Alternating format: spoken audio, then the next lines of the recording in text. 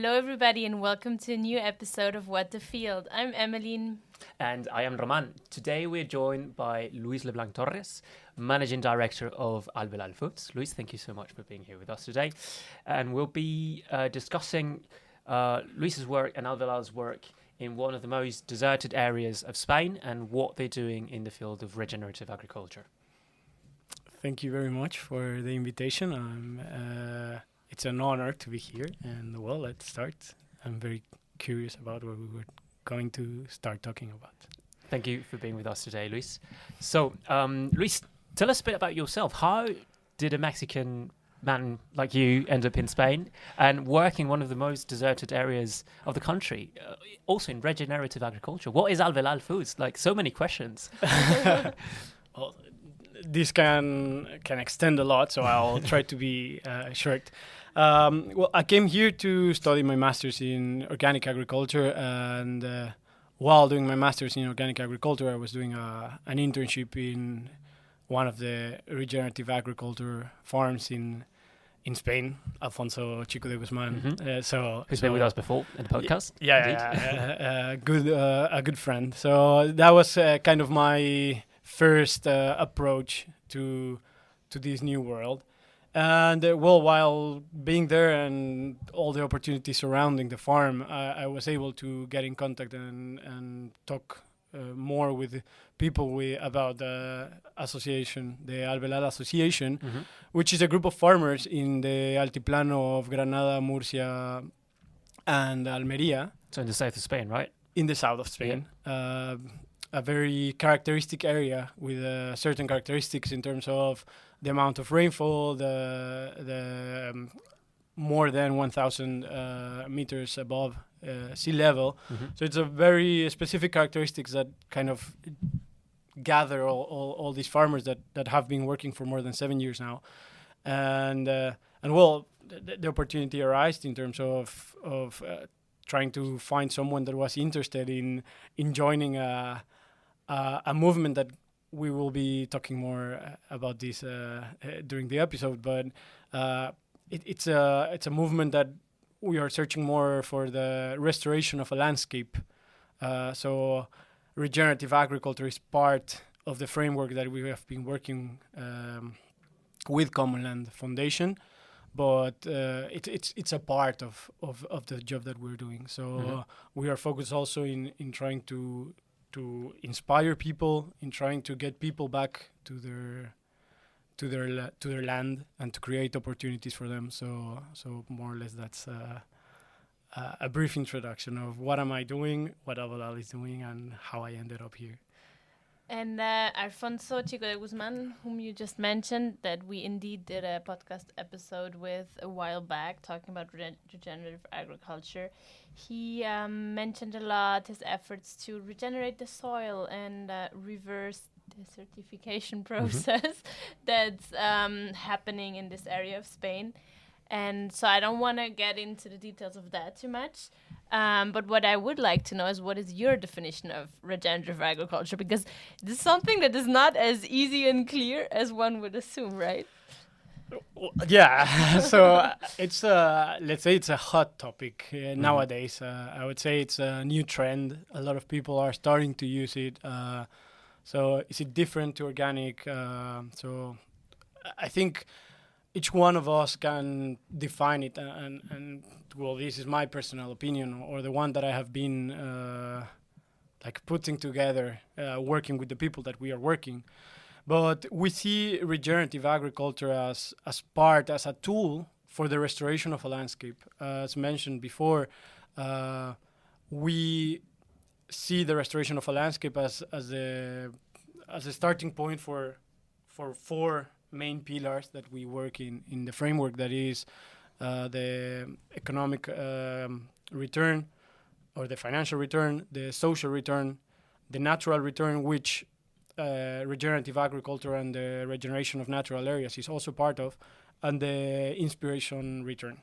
So to go straight to what you just asked, Emmeline, I think regenerative agriculture for me is a way where we can give back to the land or to these farms, and it's an opportunity for giving back while also harvesting and producing food. But for us, again, it's a tool. It's not just it's a mean to achieve something bigger. That in this case is the restoration of a landscape, which is our real objective. I think it's a very interesting definition that you're giving. But at the same time, when I'm thinking, for example, about how it compares to organic agriculture, right? Does regenerative agriculture need to be organic? Does it not need to be organic? That is one of the questions we often get from here at Crowd Farming, from many of our end consumers, because currently there's no, let's say, European-wide certification for European agriculture. Is that right? So it's a bit open-ended in a way. What is your position on that? Well, yeah, that's a day-to-day question. So with the farmers that we work, so it's with the more than 300 farmers that we work, the least that we ask for is to be organic. So it's like the minimum requirement. Yeah, it's a minimum requirement to start a transition, because also that's very important. Regenerative agriculture, it's a process. It's not that you get a seal or you get a certification, or at least that's the way we see it. So we make an evaluation to these farmers, where we kind of check different aspects of the farm and how they are structured, how they work, the teams that they have, if they are balanced with the amount of men and women in the teams. So there are a lot of things that we consider and that we try to make suggestions to them on how they can improve towards this regeneration of not just their agricultural practices, but also the regeneration of their livelihoods. To say, this is also we need to be very careful with this, because it's not just like we are imposing something that you should live your life like this, but as we understand that it's a suggestion of best practices and it's a transition. So we start with all the farmers that want to sell their products through Alvelal Foods need to be organic. This is a requirement that we asked for. It doesn't need to be. It's not a general requirement in regenerative agriculture. No. But it has a lot to do with organic started with let's stop using certain chemicals that harm the soil and the biodiversity surrounding. So if you consider that is kind of the entry point for organic, and then you're trying to increase biodiversity, improve the land, improve the soil biome, so you're trying to do a lot of things through regenerative agriculture, I think that kind of it's a very logical first step. But that's my opinion. I don't want to impose something. No, of course, but it's interesting that regenerative is not a goal per se, but it seems like it's more like a process, and it's a bit of a never-ending process at the same time, because you're always improving. So I have to follow up on Roman's initial question. So are you saying you're against certification, like an official seal? Okay, so this is my personal posture. I think that certification might be impacting the possibilities of more farmers to join the movement, because it makes it more difficult, it makes it more expensive, and then I think that we need to stop judging how we are doing things, and we need to start taking action. So we need action, we need movement. So when we are starting to check everything and being very precise on, okay, you're not doing this, so then you can't sell to this price and you can't sell in these channels, I think that makes it more difficult to farmers that they have been put in a position where they are like the bad guys of this story. Because it's already quite difficult, right, as a farmer to to be a farmer. I mean, to be a farmer, but particularly more to be regenerative. There's not many farmers practicing regenerative agriculture today, right? Yeah, why is that? How come they're not? Because it sounds like it makes a lot of sense and like it would have a positive impact in so many areas. So why are they not more? Why are there not more farmers practicing this type of agriculture, or do we just not know about them because it's not as known yet as maybe organic agriculture? Well, I think it's a little bit of everything. Like there are no wrong questions, no wrong answers. So I think there's a cultural background that definitely holds back farmers to change, because they learned, like the farmers that we are working with right now, it's most of them are like older generation. So they have been doing the same that their parents and maybe their grandparents. So for them, like now changing it's kind of like very confusing. Yeah. And then younger generations that are accepting it, that are starting to do things different, also have a different chip. And I think we are going to go through, and there's where we need to be very empathetic and supportive in how can we help this transition to be as smooth as possible. And again, this is the importance of making it a process and not like an immediate thing, because it's not possible. So how can we support, at least I think that we should expect to help younger farmers, because from what I have seen, it's more difficult to change older generations' way of understanding farming. Yep. And from that part is just how can we adapt that type of farming to one that can just hold and be the next step for maybe the next generation that will make the transition. So I think this cultural thing is one. Certifications, I don't want to blame them, but I think that's another part. But for example, also the market, it's something that we need to own our own responsibilities as consumers. So if we demand a certain type of product, well, farmers are going to produce that type of product. So I think as consumers, we have a very big power on what we can do to change our food system, and that would definitely impact the type of farming that we have. But yeah, this is a topic that we can talk about and hours. Actually, I think it's great that you mention it, because what you're talking about goes beyond the pure agronomical nature of farming, and it's about the social implications of farming. And maybe we can touch on that, Emily, directly. Yes, indeed, it would be interesting to know what the concrete social impact looks like when you change from more, let's say, conventional farming practices to regenerative farming practices. Because in Alvelal, I mean, I see that there's a social mission to it because of the depopulation, the emptied Spain that is a common topic in the news lately as well. And you're fighting against that directly, right? Yeah, well, I think I live or I can be like the perfect example. Like we have again Alfonso's project where we are now living 15 people in a village that 10 years ago there was no one living there or just Alfonso.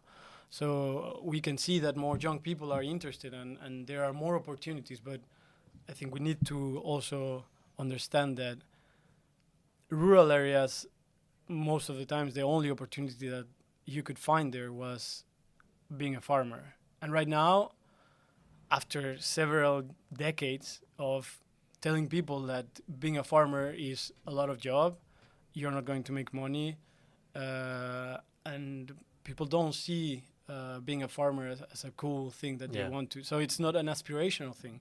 So how are you going to convince people to stay? So I think also part of the project is how can we create opportunities where farming is the central part, because of course we need to continue producing food, but that there are other opportunities for other people that want to remain in the area, but that maybe they want to be engineers. So maybe you need processing plants, you need logistics, you need like a whole industry that can move the products that are being produced in a certain area. So I think a very important part of solving this social issue is how can we kind of like rebuild like a society where the farmer is the protagonist, is the base again. And well, I was working in a project in Mexico similar where how did we want to put someone as important as a farmer that puts the food in our table, Yeah. like at the very very end of the aspirational jobs Of the in our supply society, chain. you know. Yeah. So how can we bring that coolness? And I think that's a very big challenge to all the people that are involved in this new food system. Is how can we help agriculture be valued again as how it is, not just judging, oh, you're destroying the world, but Yeah. you are putting food in our table, and how can we make it in the best way possible? How do you think we got there? Well, I think, again, I don't want to be like this.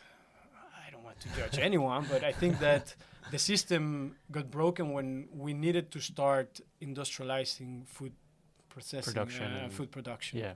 So everything went from, we were talking about maybe organic being more socially adapted because you need more hand labor than having a machine doing it for you. So I think when you pass on working a hectare with, I don't know, 15 people, and then you now do it with one person and a tractor, well, that kind of starts telling you why people are leaving, and also who is going to remain, the one that can pay the tractor. Yeah. And then the one that can pay the guy in the tractor and the tractor, because the other guy doesn't want to live anymore in the rural area. So I think there's a lot of people to feed and there's a lot of food that we need to produce. But I think that there's also, and from my background, and I think also in Asia, we can have a lot of examples where we have these small producers, and these small producers produce most of the food in the world. So how can we help these small producers have a better opportunities to deliver their products to the big consumption areas? And I think with that we can start changing again the process. But again, it was decades to arrive to this point, and I think it will take some time to fix it. Would you say that in regenerative agriculture, more jobs are created? Because, as we mentioned, similar to organic agriculture, it's pretty labor intensive in the sense of that people need to be, I don't know, painting tree stems with chalk or whatever, applying more organic methods as pest control, etc., which tends to be more manual than if you just spray it all over with some kind of synthetical product. But I think that the idea of what we are trying to do and what regenerative agriculture is part of definitely makes or creates more opportunities for the society. So again, it's trying to create more trying to have more players in instead of having one big player that kind of monopolizes everything and kind of controls everything. So we are trying to help small producers instead of having 2 or 3 big producers that kind of control all the land. So I think in terms of that, you can say that there are more people working the same amount of land. Luis, in your time working with Alvelal, have you seen any particular, or have you executed any particular actions that you saw made a real difference from a social perspective of the way, for example, okay, we implemented this initiative and that allowed, I don't know, 5 farmers to stay at the farm and keep selling at a better price that they would have gotten through the traditional channel? Or what are you most proud of in terms of initiatives you've undertaken from a social perspective? I think it was a big thing. Like, start working with crowd farming definitely was something that helped us establish a base where we had the opportunity to create direct link and to be able to tell our story. Mm-hmm. So one of the things that we were struggling, even though we have a very nice story to tell, and that Indeed. we have nice products, high quality. Big network of farmers at the end. If you said 300, Yeah. so it's kind of a big association. So we have a lot of things, but sometimes we're lacking the opportunity to tell our story to the final customer. And I think through crowd farming, we have been able to be us and to really tell people what we are doing, the impact, because also, I don't know, like working with these 300 members, impacting more than 1 million hectares, not just agricultural land, but also natural areas. So being able to tell people that they are part of a movement that is impacting 1 million hectares in the southeast of Spain that have a lot of problematics with desertification, with depopulation. I think making people part of it through crowd farming has been something that at least it was the focus of, it was kind of my main task for the first months that I've been working for the company. And definitely that's something that we want to continue. We want and we need to continue growing. But I think from now on, we will search for opportunities where people allow us to sell our products with our story, not just a bag of almonds. As a commodity, right? Yeah. Yeah. But that's very important for us. To connect with the consumer at the end of the day.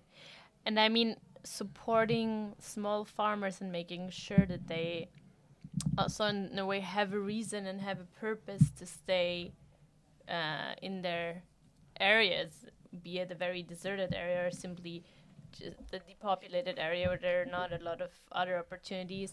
Interestingly enough, I think it could help us with a lot of other problems that Europe is facing. For example, we had a guest not too long ago on the podcast to talk to us about forest fires, like wildfires, because he's a scientist who works in fire risk prevention, and actually he said that agriculture is a factor, and that the fires in the depopulated areas where the land is not worked at all anymore, where there are no shepherds, no one, is much more likely to be a dangerous place. Once a little fire gets initiated, it turns into this huge fire because there's just nothing to stop it, and the land is dry. Yeah, well, I think one thing also that we can be very proud of is that, as you can say, like people are staying, and I think more and more young people are starting to be interested in the project. So this tells us that this, what you just explained, is like people are going to be in their hometowns and to continue working the land, and this is going to save us a lot of problems in the area. So I think it is very important, and I think we need to give a lot of credit also to Asociación Alvelal, that I'm not that close to this part, but also like the inspirational part that they work with. That is how more and more people, we have people investing right now in buying new farms in the area, even though it's a very difficult place to farm. So we are finding people that are interested in joining the movement. So I think that is a very interesting part, that it's getting more and more people to be involved in the project. More problems are going to be prevented. But there's a lot of work to do. So I think it's just keeping up with the hard job. Luis, to wrap up, do you have an aspiring scenario where you'd like Alvelal to be, or where you see regenerative agriculture in 5 years' time? And maybe you can tell us what we can do about it, we as consumers or the general population can do about it to support young farmers in depopulated areas. I can say that this is not going to stop. I also, going back to the first question, like what am I doing here? Why did I came to one of the most depopulated areas in Europe? Yeah. So I came here because I think that there's a huge opportunity. And I think that we need to trust that even degraded areas have a solution. And then we need to trust that people with talent and the people that can bring solutions can find an interesting way of life. Because also after all the pandemic and everything, a lot of people were kind of searching for a change in their lives. Like they were not that comfortable in the cities and they wanted more like a countryside life, a more chill life. Well, I think there's a big opportunity where we decentralize a little bit. So I think that more and more people are going to move to the countryside. That will help having more people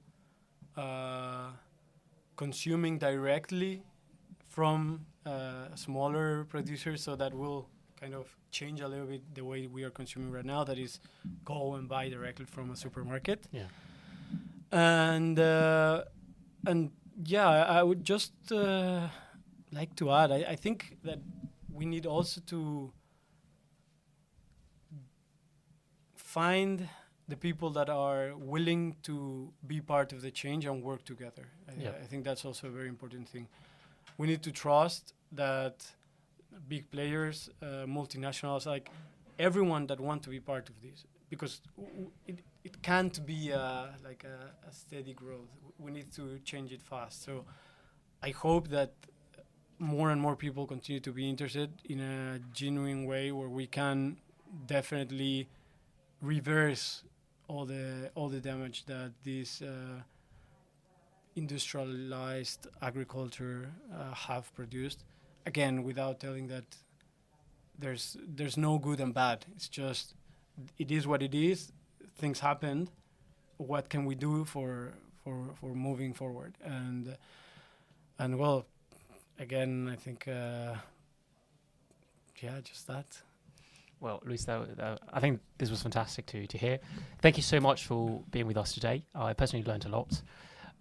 Thank you for coming all the way. I was going to say Mexico, but no. No, not this time. Not this time. Luis is based in Murcia, one of the most deserted areas in the whole of Europe, actually. So it's a privilege to have you here today. Thank you, Luis. And thank you also to our audience for accompanying us on this field trip to the world of regenerative agriculture, its social impact, and especially its impact on depopulated areas of Europe. Bye, and until next time. Thank you, everyone. Bye-bye. Thank you. Bye-bye.